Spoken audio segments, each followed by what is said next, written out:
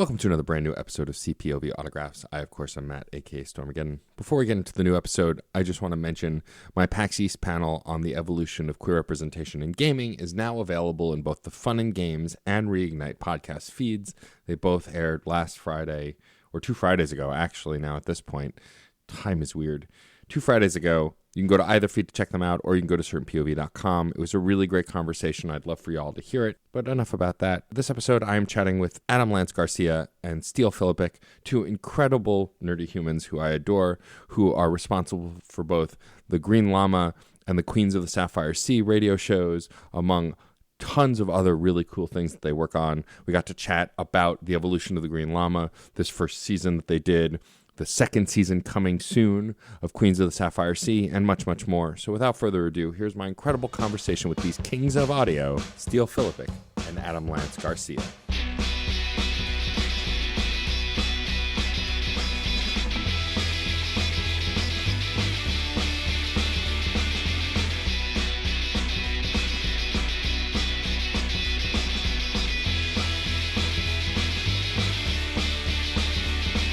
All right, cool. Well, there's no real intro to this. I just kind of start. So, I'll cut most of what came before out, I guess, or I'll leave it all in. Who knows? I am really excited. Today on Autographs, I have 2 incredible humans, Steele Filipek and Adam Lance Garcia, 2 of the most incredible nerds on the internet. Adam's already doubting that intro a little bit. Mostly because I don't think Steele's a human, so... Oh, okay. That's fair. Steele and Adam, thank you for joining me. Great to be here. Thanks for having us. So I was really excited to have you both on because through our mutual friend Case Aiken, who had you all both on to talk about the Superman radio show, I learned of the Green Llama, which I'd heard a little bit from you, Adam, guesting in other places when we chat, but I finally decided to check it out and instantly fell in love with the radio show. It's so good. It's so fun. And so I had known, I guess my first question is for Adam, though Steele may have something to add. So Adam, I know you wrote some more recent Green Llama novels. And so when you were writing those novels, did you have any idea that you'd be able to actually ever produce a radio show for it? Or were these just separate things that happened to happen? I always kind of wanted to do a radio show because the original creator, he did comics, he did novels, pulp novels, which is how he started, and a radio show. And I was very much, when I started writing, I'm like, I want to do all 3. I'm still actually today spent most of the day working on the 3rd novel, the 3rd full-length novel of the Green Llama. So I am still currently writing him. But yeah, writing and producing an audio drama was kind of a dream. And audio drama is a format that I desperately love. So when the option came around that we could do one, I jumped at the chance. And Steele was wonderful and supported me on that journey for some reason. Well, I think, it was the way that you pitched it to me, Adam. We both really like audio drama as a format. We both grew up with a medium in the form of, for me, Dick Tracy and Ninja Turtles adventures, The Shadow. And the way that Adam pitched it to me was that it's a radio serial, but we're not going to do it in the way that it was done in the 1940s. We've got improved production methods. We're going to be doing it slightly more updated, but almost kind of timeless in a way. And the key phrase that he used for me was Batman the Animated Series, which is very evocative of the Fleischer cartoons of Superman, but are still modern. Ditto Indiana Jones, which is obviously taking a page out of those serials from the 1930s and 40s, but in an updated format. And so that's something that intrigued me, getting to do a classic superhero style radio drama in the format that I grew up with, but in a more modern way, a more modern take. Yeah, that was something that was also true for when I even wrote the pulps, because for those of you who don't know, the Green Llama is a Buddhist superhero from the 1940s, and my dad collected him, which is how I found out about him. He had all the original comics. I was approached way back in the day to write a couple of novels, and my approach to it was how do I make this very old school thing speak to a new audience? And to Steele's point, Indiana Jones, Batman the Animated Series, those were touchstones for us because we really wanted to look for things that, feel timeless, feel classic, take the things that worked in the past but move them forward. Keeping them, homaging them, but never feeling so enamored by the originals that we lose sight of the actual storytelling. Something that happens a lot with like Sky Captain: The Worlds of Tomorrow, and if you ever listen to some even radio shows that are produced today, that they try so very hard to recreate the look, the sound, the feel of the original radio shows, that instead of becoming something new, they just, or even homaging, they kind of dip into parody, because everyone's like, let's go solve this crime. And it's like, okay, like it doesn't feel natural anymore. It doesn't feel real. So, the sort of modern approach was something that was just really exciting. Yeah, that was something that we learned very early on. We started doing radio dramas together. I wouldn't say as a goof or a gag, but we did a 24-hour transmedia-a-thon. And one of the elements to it was a radio drama of one of Adam's characters, Doc Doyle, who is this very much kind of a Patrick Warburton chiseled jaw. It's strong enough that you could use it to chisel marble. What are you doing there, copper? Let me through these lines and let me solve this crime. And it was a lot of fun. And so I decided I wanted to write a script for this, just as kind of like a fun thing. And our editor, Noah DeBiase, he read the script and he's like, "This is really funny, Steele, but I think what you're doing wrong is that you're leaning too hard into the self-satire. If you treat it seriously and really try to work it from that angle, it'll come out so much funnier, because you'll be using it not kind of winking and fourth wall breaking, but you're evoking that era while at the same time bringing that modern sensibility to it. And that's kind of where that began to shift. That was 6 years ago, Adam. Can you believe that? Jesus Christ. Yeah. I mean, before I get into like feeling how old we've become, I will say that that, and something that Still just mentioned, like the evoking, something that we kept on talking a lot about during the early phases of this was we didn't want to create something that sounded like an audio drama from the 1940s. We wanted to create something that felt like you were listening to it in the 1940s, that you were a kid sitting right below the stereo and hearing this for the first time. And that's where the Indiana Jones aspect comes into it. I think that's the best thing that Lucas and Spielberg did, was how do we make something that made us feel the way we did when we saw those old movie serials? I grew up with those old movie serials because of my dad, and they're of a time, and they're very interesting and to watch, and they're enjoyable in their own way. But they don't feel the way that Indiana Jones feels to me, to watching that today. So that was what we wanted to do with the Llama. Was basically, how do we make something that felt like you were a 8-year-old kid listening to an adventure back in the day? And I think we generally succeeded.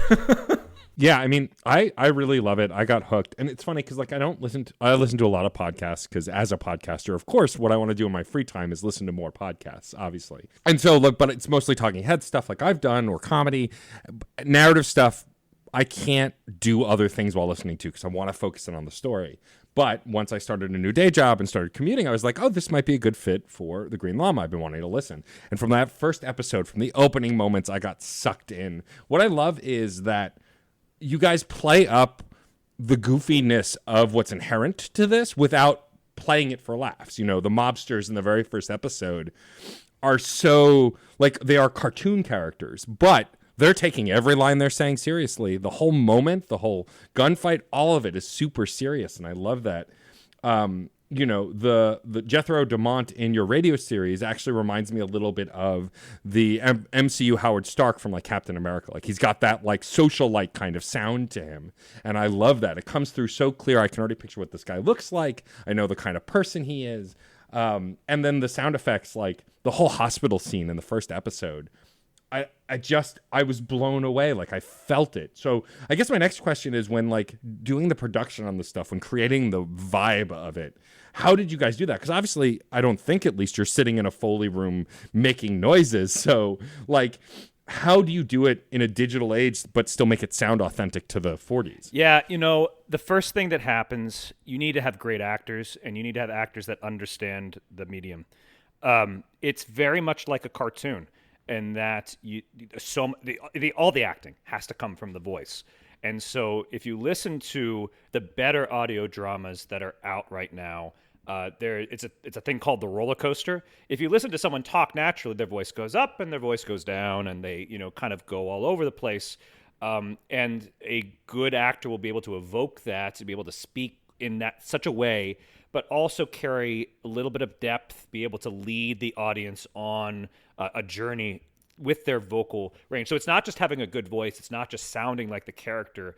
It's really hitting those notes. And some people really get it and they understand it after you describe it. And other people, it's like, I'm not going to name names, but sometimes it's like pulling teeth to get them to try and hit that. And it's hard because you don't want to tell an actor, you've got to say a line like this and you got to say a line like that. You want to respect them.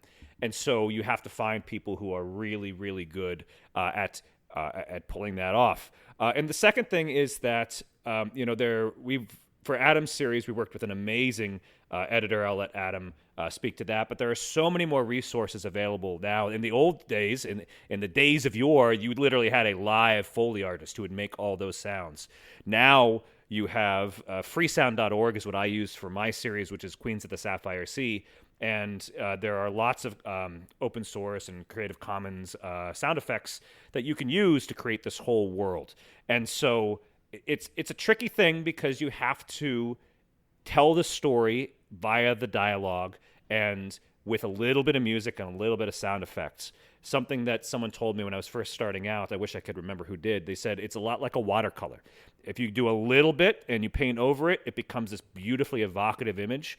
If you do it too much, it becomes really muddy. Too many sounds, too many voices, too many things going on. It all just kind of steps on each other. So, I always, when I start out writing, I just write the first draft, but then I go back in and literally, read the lines aloud and try and see it with my ears, so that when we record it, it's not there's no question about where this is, what's going on, who's speaking. It's a little tricky because it can be on the nose, You sometimes have to make a direct reference to a knife that someone's holding in their hand, or a door slamming, or that we're in a hospital, and those kind of things would come across very hammy in a television series or in a film, but they're required. And if you go back and look at some of the classic television from the 50s, particularly The Lone Ranger, the writers of which were from the radio series, you watch those first few episodes, it's very radio. They're saying things that you're seeing. And it takes a little while for them to get into, we don't need to say that anymore. We can just show it. And that's a learning process that a lot of writers in audio drama have to go through, us included, that there are some things that you have to kind of beat out of yourself or rebeat into yourself. The example that I use in classic screenwriting, you don't want to use a person's name all the time because it becomes so repetitive and it's not the way that people speak. But in an audio drama, you sometimes do need to ground that when someone's speaking a line because it helps to ground the audience in that. And so it's a little bit of a learning process there. Yeah, and I'll start with like the acting, like John Marco Ceresi, who plays Jethro Dumont, is an incredibly talented voice actor. He probably would disagree because he's a really great comedian. He's a really funny comedian. It's actually kind of obnoxious how handsome, how tall, and how funny he is. What a jackass. He's just so handsome and funny. But he's a really great voice actor, and he's able to sort of get that range. He comes in, he just knows what he wants to do. But in terms of like the sound design, we worked with to Steele's point, we worked with a really talented sound designer named Josh Wilson, and a really great musician named Brian Batolius, who I think you might know. And what was great about Josh was we went to him and said, what I love about what my favorite audio dramas are the ones that feel like they have a full soundscape. I like the idea of like as if, and this is partially because I also listen to a lot of Doctor Who audio dramas, but this sense of someone has watched a TV show and they put the tape recorder right in front of the TV and you're listening to the audio recording of a TV show or of a movie or whatever. So I really wanted to have that sort of full soundscape, have it feel as real as possible. Something that a lot of audio dramas, a lot of American audio dramas do today are very light on their sound design. I was listening to like one from Audible, which I won't name for a number of reasons, but it was like, the voices were whispering and it was all like you never heard like footsteps or you never had the ambience of like the space, or you never had a sense of scale, and to Steele's point, like it is you have to sort of balance that, because sometimes it becomes too much. I think one criticism that someone gave to me about the llama, it was fair, is like there's this one scene in episode 4 where if I didn't have the footsteps in that, he would have sounded like this character's running over, but because there were footsteps, they weren't fast enough, so it didn't sound like he ran as fast. Totally fair criticism. And I think that is, it's trying to make it feel as real and as if it's as authentic as possible, but never like getting too much, because the moment it becomes too much, it gets weird. I will say Josh was astounding at sound design. There are some things that he does. One of my favorite things he did in episode 7 was there's this scene where like these characters like fall off the side of a building, get hit by a car, and roll for a couple of feet. And he actually somehow made that auditorily plausible. Like I actually can see it when I hear it. And that man deserves all the money. He's amazing. I mean, what I love about the show already, what I love about old superhero stuff is the bits. Like, I love a good bit. I mean, Adam knows this. Half of his Twitter is bits. Yes. So we relate in that way. I was generous by saying only half. 75. But like, like in the Green Llama, like whenever he enters the theme, the whoosh, like the wind effects reminds me very much and is visceral to me as the old black and white Superman TV show and the crashing through the wall in every scene. Like it has that impact to me in audio form. Like my favorite montage you can find, I think it's of George Reeve, like from the old Superman TV show, just him bursting through walls with effect. Like there's montages on YouTube of it, and just seeing them back to back, it's like, this is ridiculous, but it's great. It portrays Superman, and like I got that feeling every time the Green Llama entered the scene just from the audio. And to that, what's interesting with the whoosh is that we went back and forth a lot on what that sounded like, and I think there's a style. I mean, I think it's a stylistic choice that we debated, but basically, I was very much like keep it grounded. Like I want to hear like the fabric rustle in, have him go in there. But like there was some earlier version, it was like it's still in there every so often. But there was an effect that Steele did on one episode that was really good. It was like, and it shot up, and it was really great. But it was like that's not the feel for what I particularly wanted in this series. It was, again, I say this as like, it was like, that's like really cool. It's not what I want, because I felt like what would help sell this is if it kept it, for as ridiculous as the story was going to be. There's a guy named the Green Llama who's a Buddhist in the 1940s that shoots electricity and flies. Like, that's absurd enough as it is. Let's keep everything as grounded as possible, so that when we do get weird, like we do in the finale, like it's like we kind of built towards that moment, if that makes sense. I think a lot of times with a lot of audio dramas, like they lean so heavy into the sci-fi-ness of it, because the great thing about audio is you can do anything. Like you can do anything for like 1/100th of the budget. Like I can tell a Star Wars movie in like for $10,000 for 8 episodes, and it's going to sound great. But like I think sometimes like they just kind of forget the reality of it, because they lean so heavily into the weird. And speaking to that, I recommend to all my students I teach writing, to try an audio drama, because it's a way of creating a season's worth of content of television for a fraction of the price, and if you're really smart about it, yes, it's a different medium.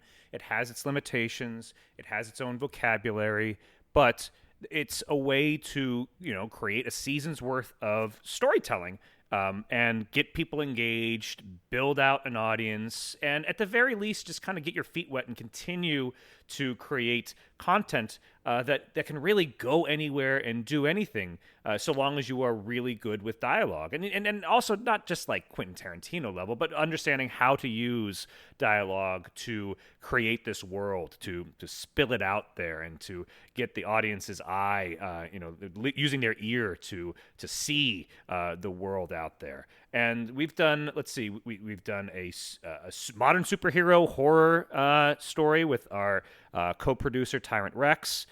We did Queens of the Sapphire Sea, which is mine, which is a seaplane pilot adventure comedy, very, very close to Porco Rosso if you're a Hayao Miyazaki fan.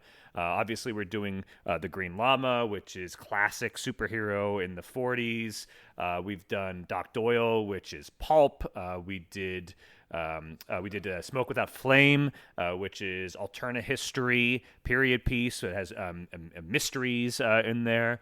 You can do anything that you would like in the audio space, and all it takes is imagination and a good audio setup. You need to have really, really crystal clear audio. Yeah, and that to that last point, like, you would not believe, like, there are certain episodes that we've recorded certain actors multiple times because it's weird. Like, you'll hear it sounds fine, and then the moment like you put them all together, it's one character doesn't work, the entire audio drama completely falls apart. That is something that, like, I think a lot of people just don't really realize, like, how important the quality is. So when you asked us earlier, like, how did we record this? So almost everybody was recorded separately. Like, all this was recorded during the pandemic. Many remotely. Vast majority was remote, like literally across the country. Some people in Virginia. There was actually one gentleman in Morocco that we, and then there was like one of our main characters, Mark Bradley Miller, who plays Ken. He was alternately in Atlanta and New York and here in upstate New York, everywhere. So getting clean audio was like the biggest thing, the moment, because as long as you have good audio, you can really do anything. And it's not just clean audio; it's the audio setup. If everybody sounds the same or has a very similar setup, even if the audio quality is a little lesser, at least it all kind of sounds the same. But if you have one person who has a crystal clear voice and a great mic and everything's silent, and then everybody else is of different qualities, it really comes through. And it's one of those things. I never thought I'd be an audio guy, and now when I hear something, it just bugs the heck out of me. Like, it just, oh my God, there's just a slight echo, and people say, you can't hear it. And I'm like, but I can hear it, it's driving me insane.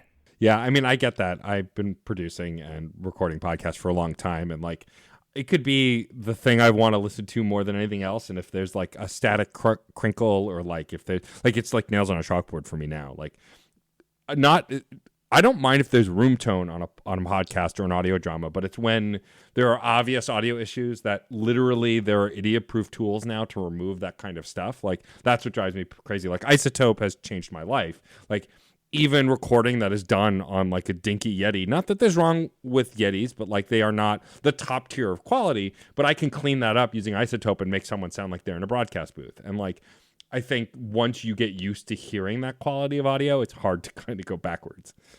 Agreed. Also, I think for anybody who's listening and is interested in this, don't go for the cheapest. There's a huge qualitative difference between the cheapest and, say, double that price.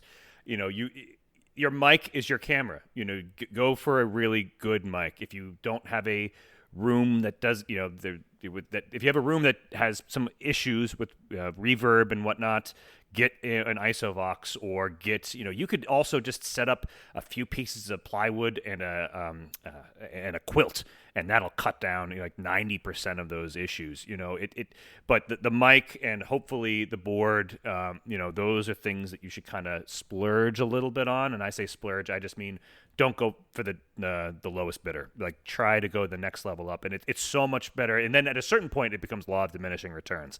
And yes, audiophiles will say, oh, you can hear the difference, in this $1,000 microphone and this $1,500 microphone. And I'm like, even me who's becoming this way, like, yeah, you can, but not to the level, particularly if you're just trying to, learn the form and everything. Yeah, and I like, and also like recording in your closet can go a long way. If you're really you pay for the mic, pay for the stand, pay for like something to like record it on. But if you don't want to spend $1,000, like somebody it did, and I'm not naming names, but it wasn't Steele. On an IsoVox, as I love my isovox. It's changed my life in terms of recording because you can have someone just kind of come in, put their head in this booth, and it's there, and then you just collapse it all and put it away. It's great. But like if you don't want to spend $1,000, a duvet goes a really long way, or just recording in your closet because you have all that insulation just already kind of built in, and it's your clothing. Yeah, totally. And like I have an RE20 that I've had for years and years and years, and it does most of the work for me, especially for like podcasts. Like a little room tone is fine. Like, and because the room I'm in now is more closed in, it's like it doesn't bounce as much. But like when I was using older like condenser mics and stuff like that, it's like just the extra. You're absolutely right. The little bit more money goes a long way with recording equipment. But enough about the audiophile nerding out. So we're going to come back to the Green Llama in just a minute. But before we do that, I do want to talk about some of the other individual projects y'all have both worked on for Radio Room, which I assume where most of the audio drama stuff is under. You've been talking about this incredible pilot drama, Steele. So I'd like to know a little bit more about it, because this just feels like it would be very different from the Green Llama because, for one, you've got airplanes. So talk a little bit about that show and like how that's different for creating a soundscape versus kind of like just a street fighting kind of rough and tumble superhero show. Yeah, so my show is called Queens of the Sapphire Sea, and Adam has actually written several episodes and co-produced. That's how Radio Room started out. We two and Tyrant Rex came together, and we just wanted to kind of help each other out, produce each other's work, alleviate some of the burden. And so this was a project that I've been working on for a while. It started out fantasy, but it was always very heavily influenced by I mentioned Porco Rosso from Hayao Miyazaki, but also Tailspin, and these kind of and DuckTales and these classic Disney adventure stories. And that's what I wanted out of it. I wanted a kind of a very daring-do, swashbuckling, witty repartee, rat-a-tat-tat, back and forth style fun show, something that you could turn on, and yes, there would be depth, but it was a lot of witty ripostes. And so that eventually evolved into Queens of the Sapphire Sea, which is about an aunt and her niece who are these seaplane pilots, mercenaries for hire in the French Riviera in the interwar years, 1930s to be specific. So you have Belle Bernassi, who is the cigar smoking, hard drinking fighter pilot, and her niece Madeline, who is this kind of bright-eyed, more innocent figure, at least at the beginning. And together they take down seaplane pirates. They fight fascists. They storm a stronghold outside of Monaco. Very much, fists flying, guns blazing, that whole kind of feel to it. And there are 11 episodes out right now, so you get a full season of content. We're currently finishing the second half of the second season, but there's a lot. They're mostly standalone. There is a little bit of serialization to it, but much more so than the Green Llama, which is soft serialized but builds on each episode. You can kind of take each individual episode, with the exception of the two-parters, as its own thing, so you can kind of get your feet wet there. For that, it is it is up in the sky, it's down in the sewer, it's on the beach. What I wanted was to try to get as much of that European feel to it. So one episode will be in Monaco, the next episode will be in Venice, the next episode will be in the episode 205, which we're working on right now, is in Gibraltar. And so you hear the waves lapping, you hear the wind in the air, and you have the engine. And because it's the 1930s, there are these things that kind of evoke the era, this kind of radio feel. They don't have radios to speak to each other at the beginning. They have to talk through a talk tube, and so that you kind of have to describe that.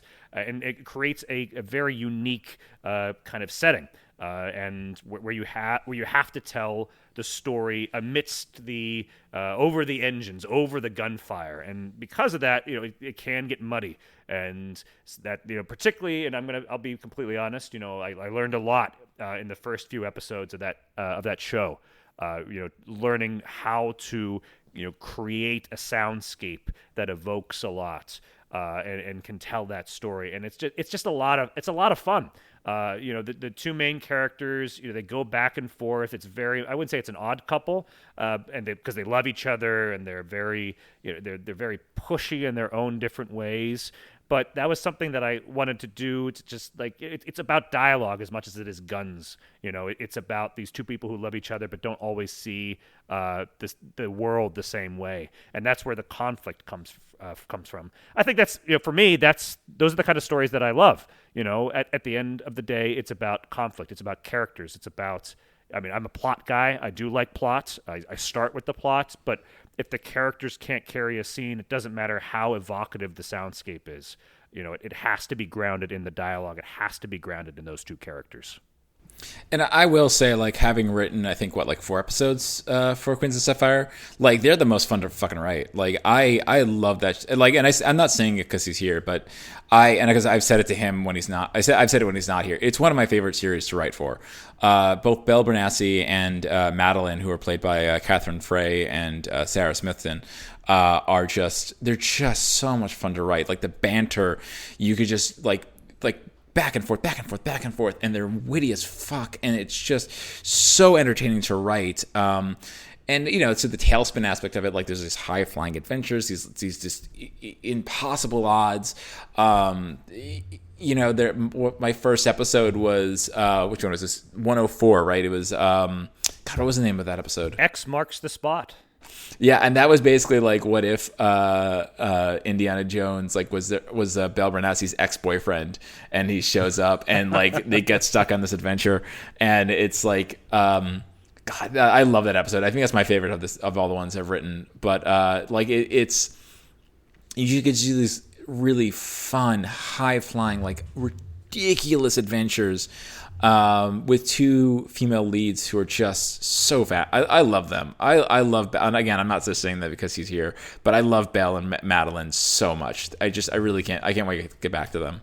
It helps that the actors are so good, and Catherine Frey and Sarah Smithson have met each other twice. They've really only been in the same room for a few hours. And on one hand, that makes it hard because you have to record, separately, and you have to hope that the takes come out great. But if you find great actors who just know and get the character, once we heard both Sarah and Catherine come in and do the readings, it was just night and day from the other performers. There were some really good performers. I don't mean to denigrate them, but they really just enveloped the role. I can't imagine. We had to recast one actor because of availability, which I hate to do in audio because it's so much of a vocal-driven show. But for Sarah and Catherine, I'm not sure I could do the show without them at this point. They really embodied the show. They're just astounding actresses, and just the vocal range they have is amazing. There's one episode I did for season 2 where they play their own doppelgangers, and oh God, and the only reason I did it was because I'm like, I know they can handle it. I knew that they could do it, and Catherine does this voice. She goes so New York, she is. It was so good. It's just like, but it's great. Like, you just have this moment of like them talking to themselves. It's like 4 characters, 2 actresses, and it's just like, holy crap. They're so good. They're just so good. That's awesome. I love that. I'm excited to check that show out. I've been meaning to for a while, but I'm curious. Actually, this leads me to my next question for you, Adam. I still haven't read it yet, but I bought it. You wrote Sherlock Holmes and the Green Llama. Yes. And I want to know a little bit about that because that just feels so it just feels like such a fun thing to do. And I just want to know how that came to be. And then talk a little bit about how it's different to write for novels versus audio dramas and like the difference. So for Sherlock Holmes, the Green Llama, I've been writing the Green Llama for a few years by that point. I've written a couple of novels. I'd written I've written a few novellas, a bunch of short stories for Moonstone Books, which is my publisher. And Joe Gentle, who came to me and he's like, look, what if you do like a Sherlock Holmes Green Llama story to help like promote the Green Llama? Basically, like everyone's going to buy a Sherlock Holmes book because it's Sherlock Holmes. What if you do a story? And I was like, that's a terrible idea. I'm like, I don't know how to do that. I just don't know how to do it. Because he originally suggested something along the lines of having them both solve a crime in two different time periods. And he had done that before with Sherlock Holmes and Kolchak, the Night Stalker, which, I think it's a good storytelling device, but it wasn't something that I was particularly interested in doing. But then I remember very vividly, I was like going to bed, I couldn't fall asleep, and I remembered that the Green Llama, in the canon of the original pulps, it is established that Richard Foster, the pseudonym of the creator Kendall Foster Crossan, so Richard Foster, in the canon of the pulps, received 14 monographs, or a number of monographs from the Green Llama, and he was turning them into pulps. So within the actual canon, there's these essays of Jethro Dumont going on adventures. And I've established over the course of my books that these are the stories I'm telling are the ones that weren't turned into that were monographed, but they're not the ones that are that were ever given to Richard Foster. So I'm like, well, okay, if these monographs exist, so what if all these Sherlock Holmes stories are told from the point of view of Watson? They're all first-person Watson stories. So what if I did something like that, where Jethro Dumont was the Watson to Sherlock Holmes? Then it fit into the canon of the original Green Llama, being this lost adventure that you never saw, but it still fits because it's a monograph. That's why we never saw it. He just never gave it. But also could sort of mimic the canon of Sherlock Holmes without me requiring me to sort of find a way to match Doyle's voice. I realized that I can't ever match Arthur Conan Doyle's voice like that. It's very distinct. There are some authors who can. I can't. So it gave me the allowance to tell a Sherlock Holmes story in the Sherlock Holmes format without needing to get into the Sherlock Holmes voice. What I needed to do is make sure that Sherlock Holmes sounded like Sherlock Holmes, that he felt like Sherlock Holmes, but never felt into fan service. I never wanted him to say, and he never does, elementary, my dear Dumont, because he never said that in the original stories, so we can't do that. And then, there was a question of, well, there's a time problem. The fact that, a lot of Holmes' stories are the late 1800s, early 1900s, and is he alive? And I kind of came upon this idea of what if, again, using the canon of both stories, that this is Jethro Dumont's on the way back from Tibet to America, and he's making a stopover in London because he needs to get his affairs in order. That's not something that's essentially established, but it makes sense. He has to get back from Tibet to New York, so it makes sense for him to stop in London.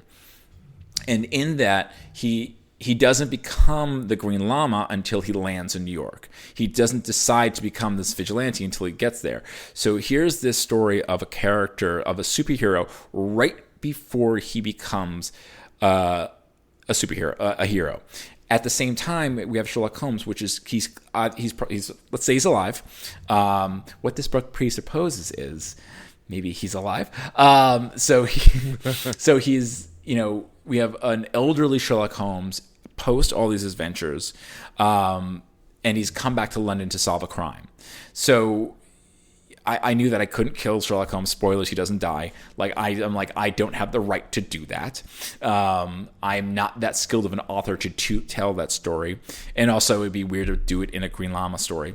So I felt it would be really, really interesting to have this story of a sunset sunrise, of these two characters meeting at a point after his adventures had ended and right before the other characters' adventures had started. And I became very enamored with that idea. It's one of my favorite stories. I mean, Steele was very kind enough to help me sort of he proofread it a couple times to make sure that it worked, because I read every single Sherlock Holmes story before I finished that novel, because I really wanted to make sure that I got Holmes's voice down. And again, that's a big thing. It's I didn't want him to say or do things that were mimicry. I wanted it to feel like he sounded like Doyle wrote him. So yeah, that's how it came together. It's it also I was able to use other bits of canon from both, where it's established that Holmes goes to Tibet at some point and he met the head lama. What if he happened to have met Jethro Dumont's Master. Like, you could just have that established in there. It was I love that. I really do love that story. I don't know. I hope you like it. I know I loved it. It's one of those books I look back on. I'm like, and this happens a lot with writing novels or writing anything. There are some things like you think are great and you look back like, what the fuck was I doing? This is definitely one of those that I look back on, and that and another story I'm like, yeah, those are things that I'm really proud of, because I just, especially with the Holmes Llama story, I just didn't think it was going to work. I'm like, there's no way this can work. That's awesome. I mean, I'm glad that you were able to make it work. I love a good crossover. Like, who doesn't love a crossover episode? But like, so obviously you've written a lot of novels. You've done a lot of work with superheroes and other things. How did that translate to writing for audio drama? Because I imagine it's very different from trying to put together a novel. It's very different. Like I say, as I've been working for like almost 5-6 years on the current novel that I'm writing right now. I find writing audio dramas easier. Writing dialogue is one of my strong suits. So, it's so dialogue driven that you can just focus on what the characters are saying. You can focus on their interactions. You can focus on their arcs, and then you can and it sounds like this, and this is what it sounds like. You don't need to worry about like describing everything around them. Writing prose is very challenging, for me at least. I say that as like, I love it. I absolutely adore it, every single second of it. But it's because I sometimes like write the dialogue first, and then I go in, I'm like, okay, this is what happens. This is how it happens. And how do I do it in a way that makes it sort of feel natural? I mean, I've been very lucky, over the course of my career. And though Steele has a bigger writing career than I do, but for me, I've been able to write in prose and audio drama. I've written some stuff for screen, and I have a few comic books under my belt. And every format, every different format has its unique things that you can't do in other things. Like, I think, for example, like comics are perfect for silence. You can't do silence in prose. You can't do silence. You can do silence in audio drama, but like, it doesn't work. And I learned that the hard way. I tried to do silence in audio dramas. It doesn't work. But you can do silence in a comic because all you see is that image. And you don't hear anything. You don't see anything. It's just, you don't have like word balloons explaining the science. It's just silence. So there's different unique challenges for every single thing I've done. But like, that has made me a better writer because I understand like what works and what doesn't. Steele, what about for you? I feel like, obviously you've ran the gamut as well. Do you feel like there's a format that's easier for you than others, or it's just like Adam's kind of saying, like each one is just a unique challenge? Each one is definitely a unique challenge. I will absolutely agree with that. I was saying, about dialogue in audio drama, you have to really like the spoken word to do audio drama, or podcasts for that matter. Just dialogue and back and forth and cadence and language, but spoken language. For a novel, for the written word, there is a lyricism to that is different. Harlan Ellison would say you should always read your stuff aloud to hear it. I think that's good advice, but I also think that the printed word has its own kind of beauty, and there's definitely a difference there. Ditto for screenwriting, which is about writing something for the visual image, but there is also, every writer worth their salt will tell you that you have to compose a script in a certain way in order to catch the reader's attention, be that an agent or an actor or a director or a financier or anybody. You it's not just creating a really good story. But also they will say that sometimes the best scripts, the best screenplays, in terms of like the best written ones, don't always turn out to be the best films. There's a reason why some of the scripts that have been bought from the blacklist, they wind up to be, I'll be charitable, mediocre movies, because they are really good on the page, but then once you translate them to the screen, it doesn't quite work out. Each format has its own strengths and its drawbacks. I wouldn't say flaws. There are things that you, as Adam said, that you can't do or should not do in certain spaces. In the written word, you can you can get away with long stretches of soliloquy and internal thoughts. I'm not the biggest fan of those, but there are lots and lots of books. And read anything by Thomas Pynchon, where there's lots of, oddities that you wouldn't get away with. These unfilmable novels. Well, of course, because they're not designed to be filmable. They are novels that exist like that. In the same way that comic books, as Adam spoke to, have their own kind of cadence. They are also a visual medium. I have my own independent comic book called Arcane, which is kind of YA. It's young adult Lovecraft, very influenced by Parasite and Mighty Max from the old cartoons, and hell yeah. And it's and you can find the first issue on Comixology, and you can find the first two to buy from print from Cosmic Lion Productions, and the third issue is coming out soon.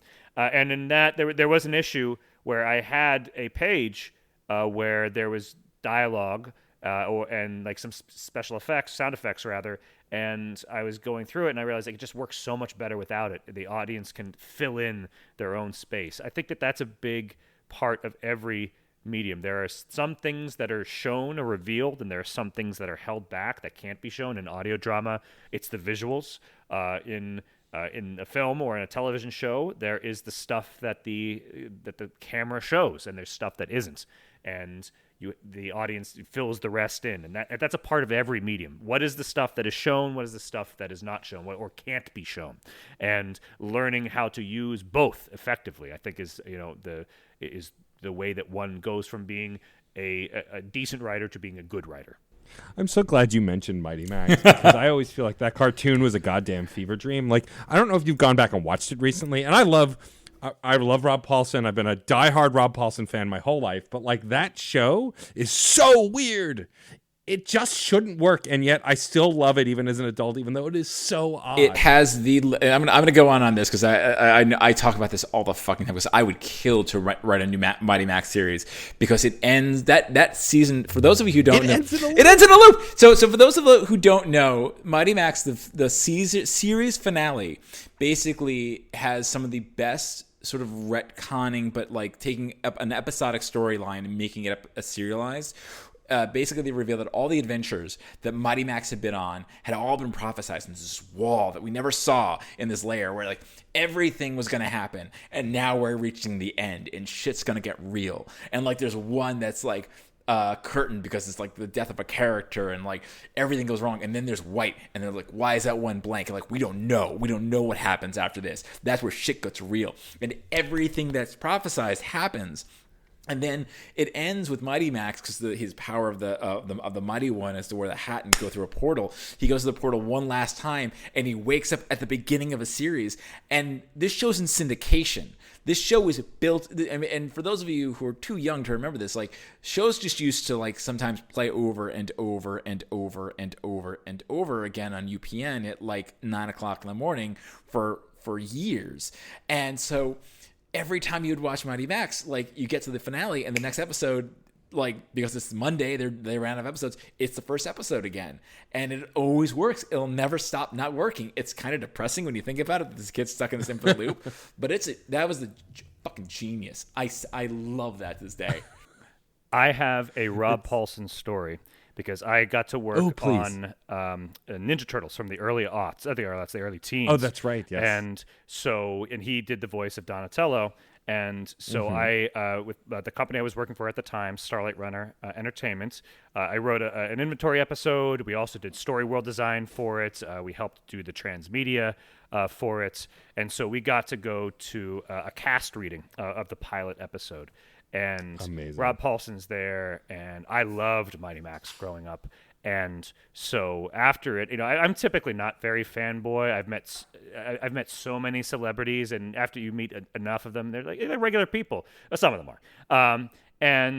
But I had to talk to him, and I was like, hey, Mr. Paulsen, I'm sorry if this is a little unprofessional, but I just wanted to say I loved Mighty Max growing up, and I loved, you as Max. And without missing a beat, he goes in his Rob Paulsen voice, "We have to stop Skullmaster!" And I was like, ah! For 10 seconds, it was like I was back to being 9 years old again. And to hear him do that voice, and just immediately, get it. It was so awesome. Those are the moments. You don't get a ton of them. There's a little bit when you go into entertainment. The drapes are pulled back, and you see the inner workings, and the magic is a little lost. It's like turning 10 and finding out that Santa Claus isn't real. But then there are a few times when there are some moments, and it makes them that much more precious because it's real. You get a moment like that, and it reconnects you to that childhood wonder you had while watching or experiencing these things.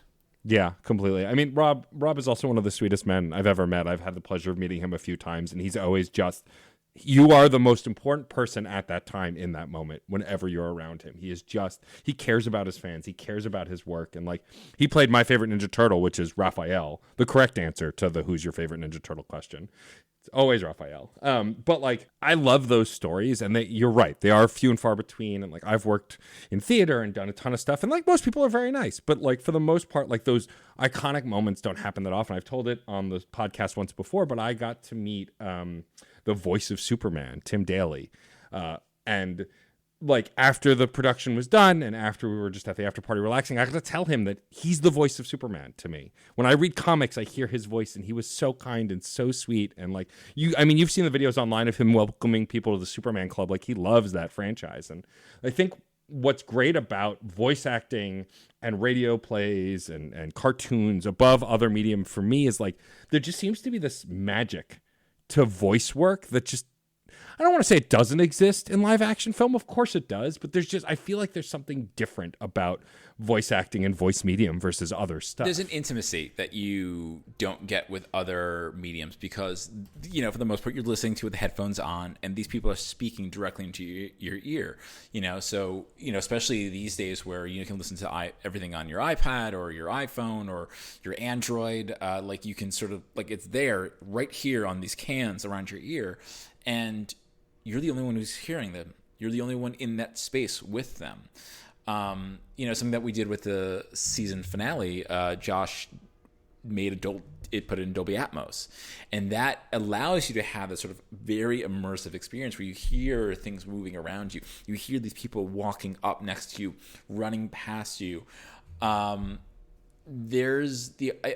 I would say the only thing closest to that might be virtual reality. And even then, there's sort of I don't know, for me at least, a disconnect because with virtual reality, you're always aware that you can only move so far. There's a limit to the space that you can inhabit unless it's built in a maze or whatever, an experience that you can kind of walk around, or something like Sleep No More, which is a sort of an experiential theatrical event here in New York. But with audio drama, it's they're literally speaking to you. You are there next to them in a way that I don't think you can ever really get in other media. Steele's raising his hand. Steele, go ahead. Well, I was just going to say that Stephen King, in his book on writing, talks about how writing is a form of telepathy. That you put down a house on the page, and the house that the writer is creating is different than the house that the reader is imagining in their head. And he talks about how there is that shared space. It's different but the same. And the same way with audio. It's purely vocals and audio effects. And so when a good actor and a good soundscape evoke a 1940s Manhattan or 1930s French Riviera, there is a particular space that is shared by the creators in that. And the difference between, as Adam said, the written word and in audio is that for however long that audio drama lasts, you're in that space, and your inner eye is seeing that in the way that it is being created. You are casting the actors in your eye. You are filling out the space, and so it does create this really unique place that people can go to, can visit in that span of time.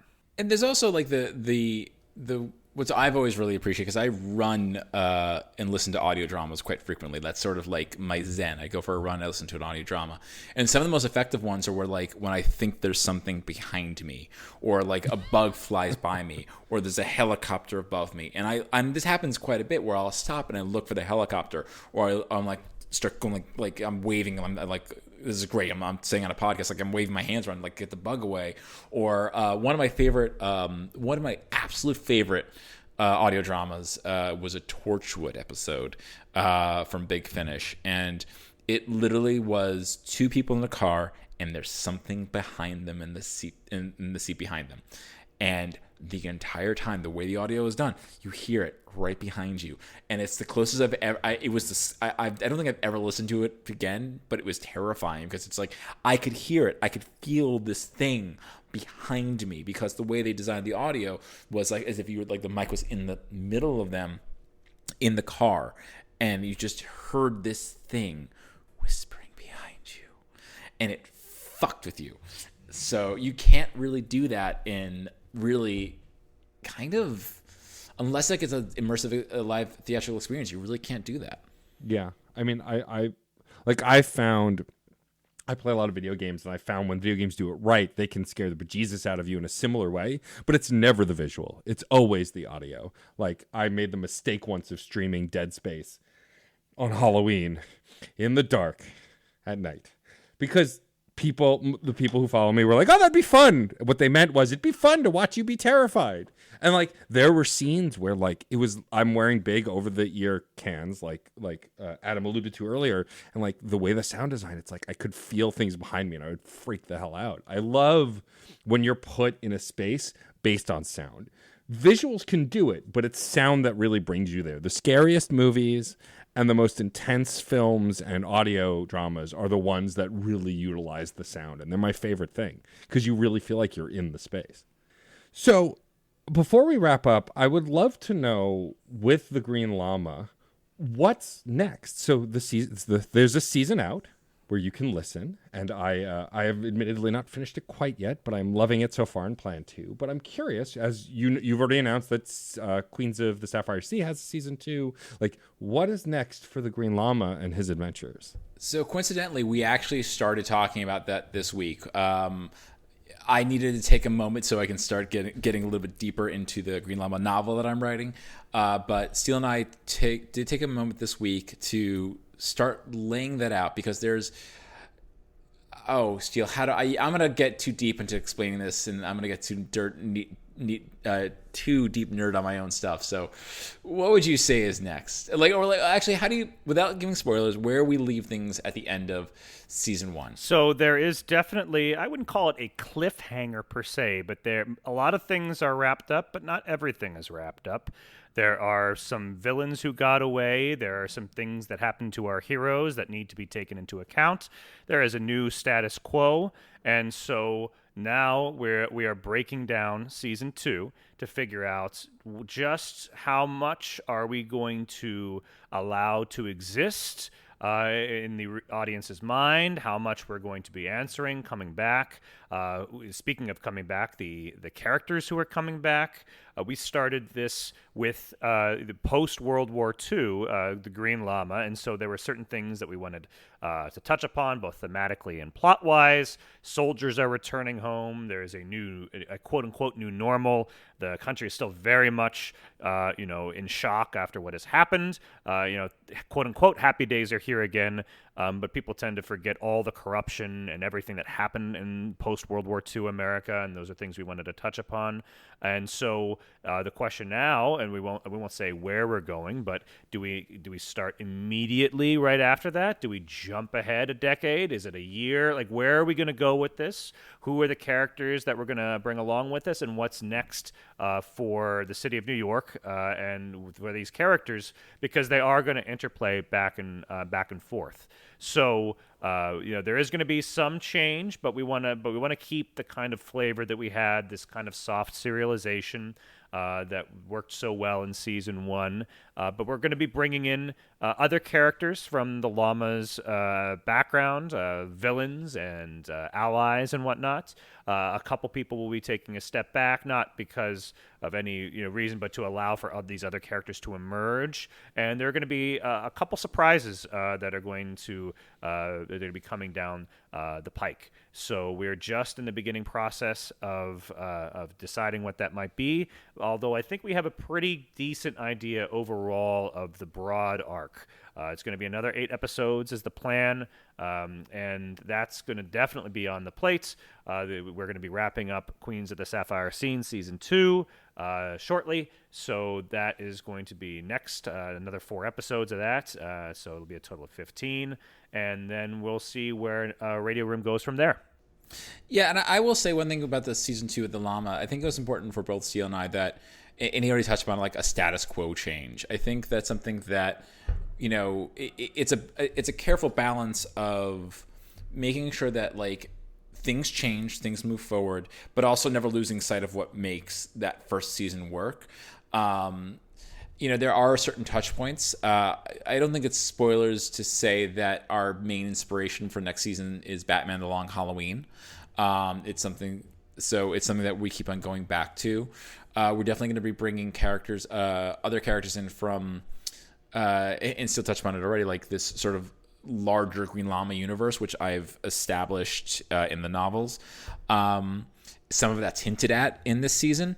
Certain characters that we name drop will be coming in. I think it was very important to us, and I think it is very important to us, that so often superhero stories have a illusion of change, and that is very effective and has been very effective for a very long time. But with the Llama, the way that he, at least how I've written him in his canon, is this idea of a character who will who will live a long time and experience change. He starts in the 1930s in my novels. He goes to the 40s. Now that we get to see him into the late 40s, we'll hopefully go back and see him in the war. What happens next? Like what happens in the 50s? What happens in the 60s and 70s and 80s? Like how does his cast change, and how does he change? And I think that's something we're going to be exploring in the next season. I love that. I'm very excited for it. As far as I'm concerned, y'all have revitalized my love in audio drama. It felt very unapproachable for a while just because of how I listen. Like, I'm a big music nerd. Adam knows this about me. And so, like, I can casually listen to music, but often listening to music or listening to anything is an activity on its own that I can't do with other activities, and audio drama especially. But there's something perfect about the Green Llama, and I'm hoping, I'm very excited to dive into the Queens as well. But, like, that just it's engaging in a way that I felt like I'd lost from that kind of drama, and so I'm very excited. I love how cheeky it is. I love that you're not afraid to get goofy, but no one else, like, none of the characters are in on the joke. The audience is, but the characters play it straight from start to finish, more or less, and I love that. I also love playing the Where's Adam game in every couple of episodes, like what character he's playing, because sometimes you put on a voice or a shtick, but sometimes it's just kind of you there being a mook, and I love it. It's like, that's my friend Adam. He's a gangster. There's a really fun cameo that you'll appreciate in the season finale. I'm not going to say who it is. I can't wait. But yeah, there's a few cameos that of people that I think you might know over the course of this season. But yeah, that I'm not that good of a voice actor, but I'll play around sometimes. So before we wrap up, a question I've liked to ask my guests, especially over the last 2 years, is obviously we are still living through a global pandemic. Please get vaccinated. Please get boosted. Please wear a mask if you can, especially in New York, because we're on high alert now. Yay. But I like to ask my guests, especially during this time, there's been a lot of struggle and a lot of strife on many different levels for everybody through the pandemic. But I like to look at the silver linings and the good, and because a lot of good has come out of this time, even though it has not been the best. And I'm curious if you and Steele, Adam going first and then Steele, if there's like a moment or a thing that really came out of the pandemic that is like your silver lining, your great moment that couldn't have otherwise probably happened. The Green Llama. It could not have happened without the pandemic. Basically, my day job is I work for Condé Nast, and we produce I produce celebrity interviews for a living, which is a very weird job, and it's very stupid, and I love it, and it's great, but it's also really stupid. But we were producing a lot of things remotely, and at the beginning of the pandemic, I think Steele and I, we never really said it, but I think we were like, well, Queens of Sapphire season 2 and Green Llama season 1 probably will never happen. But I was producing things remotely for a good portion of it with just iPhones and Zoom recordings. And I kind of said to Steele, like, Steele, if I can do this, we can do audio drama. And to not get too deep into it, the Green Llama kept me sane. It was one of the most... one of the best experiences of my life, and I'm so grateful to it. And I'm so grateful for Steele, and I'm not saying this because he's here, but it got me through literally the darkest period of my life, because it's and you'll see that, I think, as the season goes on, because I definitely wrote the last few episodes were written during 2020, and a lot of like what I was going through was going into that. The llama is literally the greatest thing that could have happened to me during the pandemic, and I'm so grateful that it's touching you and it's touching others, because it gave me strength in a very, very difficult time. I love that. What about you, Steele? Something else wildly different? So, I mean, I won't downplay the llama, but I will say this pandemic has shown to people that you don't need to be in LA to make production work. The llama is a perfect example of that we had so many people all across the country in different countries recording, and I've worked on things remotely through that. I had a friend who was up for a gig. I won't say the show, but it was up for a gig on a show, and they said, you have to move out to LA because we're only doing an LA room. And even when I heard that, I'm like, that's such a stupid thing. You don't need to have that kind of room. This isn't the 1960s where you're churning out episodes every week. You don't need that anymore. And then the pandemic hit, and that show came out, and it really hasn't done as well as people would have hoped, because they purposely limited themselves. Now, I'm hearing from students and I'm hearing from colleagues that they're getting gigs all over the place. That, whereas before they were really limited. If you're, you have to be in LA, maybe New York or Vancouver, but it's otherwise that's it. You just think about how Atlanta has exploded, how all of these different production facilities have gone up. And yes, technology helps out a lot. You can shoot an entire science fiction show like The Mandalorian on a soundstage now, where that would have been prohibitively expensive before. But also, just the opportunities are all over the place. You can connect with anybody. You can create comic books. I've never met the artist for my comic book. He lives in Poland. We got together and we're producing that together. I've only met some of the actors on my own show a handful of times. It very, very limited. And so I think that's shown that with modern technology, with modern techniques, and with one's imagination, you can really create a lot. And if you're trying to create art, if you're trying to create something that's an expression of your soul, like that will see you through. I'm not going to say that Queens of the Sapphire Sea is, I mentioned Thomas Pynchon. I'm not going to say it's like high art, but it's something that it's a story I really wanted to tell. And as Adam said at the very beginning of the pandemic, all the production problems, I had to reshoot or re-record multiple actors because the audio just wasn't up to snuff, and I almost gave up in the middle of the summer of 2020. I was like, this is just not going to happen. And very slowly and then quickly we came together and like, we're going to try and do this. We're going to push ourselves through, and it worked, and we came up with some great stuff. Stuff I'm really proud of. I like all the Green Llama, but I'm a homer. I love my own episode, the one that I wrote, which is episode 3, which is with Eddie Hangnail. It just like that. I wrote that, and I was like, if I could write an episode of Batman the Animated Series, this is the episode that I would write. And it just turned out great. And now I've got a calling card. I've got not only Queens of the Sapphire Sea, but the Green Llama as well, and all of these things that I've worked on through this. Technology has helped, and and just being able to do things from a distance, your imagination and your heart will see you through. I love that so much. Thank you both so much for being generous with your time and chatting with me. I've been a fan from afar, and I'm so grateful that you guys took the time. I really encourage everybody to check out your work, starting with Adam and then Steele. Why don't you guys plug what you got going on, where folks can find you online? maybe not discuss whether you are or not canon to certain stories. We shouldn't really talk about that. But beyond that, why don't you plug your stuff?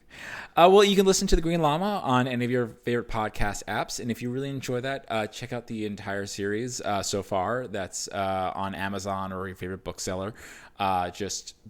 Basically start with Green Llama Scions or Sherlock Holmes and the Green Llama or Green Llama Unbound. There's a lot of really great stuff. I have a comic book short that's coming out next month from Heavy Metal. It is the biggest publisher I have ever worked for. And in September, I don't know exactly when, my graphic novel Sons of Fire is going to be coming up. At least they tell me, from Fire's Comics. It is basically the origin of Superman by way of Stranger Things.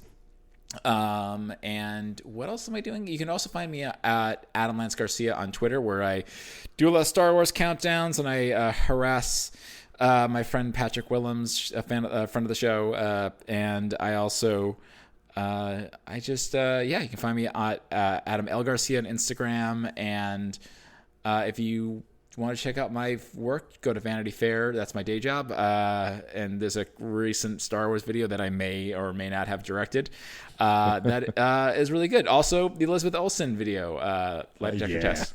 That I produced that, and that broke 1 million views and kind of broke the internet. So check those things out. What about you, Steele? Yeah, so you can absolutely listen to Queens of the Sapphire Sea, which you can find at queens.buzzsprout.com, or if you just put it in your search bar of any fine podcatcher, it'll come up. Like I said, it's a 1930s seaplane adventure comedy. A lot of fun, 11 full episodes out. You can read my comic book, Arcane. Issues 1 and 2 are out in physical form. Issue 1 is out in digital form on Comixology or Kindle now. And the third issue is due to come out shortly, which is going to wrap that first arc. But we've got about 14 episodes in the can that we're going to be releasing over the course of the next year and a half. If you want to hear more nonfiction from me, I do a podcast called Building a Better Story World, which you can also find on podcatchers. My day job is helping to design transmedia and story worlds for big brands. I've worked on Halo, I've worked on Pirates of the Caribbean, Ninja Turtles, as I mentioned, lots and lots of things like that. And so I take you through the process of helping to build better story worlds, whether you're a comic book writer or a novelist or a screenwriter, creating these worlds that feel vibrant and have maybe story rules, yes, but also helpful tips for dialogue and creating secondary characters, so that if you're interested, you can pop in. I use a case study in every episode so that you learn how The Simpsons utilized secondary characters to help build out their world, and how through dialogue shows like Boardwalk Empire and the film Silence of the Lambs, how they use their dialogue to help build out the world so that it's not just static, so that these stories feel like they're a part of a much bigger universe. So check that out. I also I'm working on Ultraman. There's an episode of Ultraman Live Connection that is coming out that I co-wrote. So that'll be coming up shortly. Give that a look out, and you can find me at Words of Steel on Twitter. My website, steelefilipek.com, which I don't update nearly as much as I should, but you can contact me through that, and always happy to chat. If anybody's on LinkedIn, you can find me pretty easily to talk shop, talk story, talk audio drama, talk whatever. Amazing. Thank you again, gentlemen, both so much for joining me. Before we go, I'm going to have you do my sign-off for the show. Before this show, I used to have a music podcast that's now on indefinite hiatus because I'll never say it's actually dead. But on that show, I created a saying that is, music is life and life is good. It's this idea, and you talked about it a bit in our wrap-up, about how when you're creating, when you're making something, even when life gets hard, it's not that bad. And I love having two guests because then I can just cue and direct you. Adam, if you can say music is life, and then Steele, if you can say and life is good, we will close the show. Music is life. And life is good. That's it for this episode of CPOV Autographs. Our theme music is by Michael Kill. Our logo was designed by Case Aiken and Joey Amons. If you liked the show, please rate and review wherever you get your podcasts. It's a great way to help us reach more listeners. Questions, comments, or guest recommendations? Email mr.matt.storm@gmail.com or hit us up on Twitter at CPOV Autographs. Thank you so much for listening.